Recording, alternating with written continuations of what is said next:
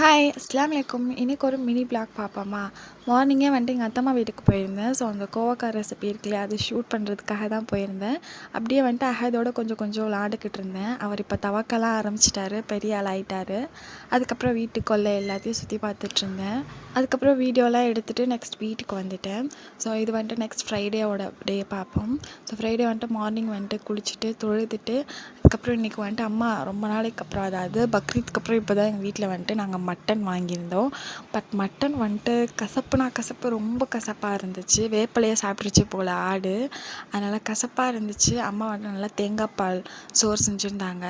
But வந்துட்டு கறி தான் வந்துட்டு சரியான கசப்பு, அதை சாப்பிடவே முடியல. அதுக்கப்புறம் சிக்கனும் ஃப்ரை பண்ணியிருந்தாங்க. ஸோ அதை வச்சு சாப்பிட்டு முடிச்சுட்டேன்.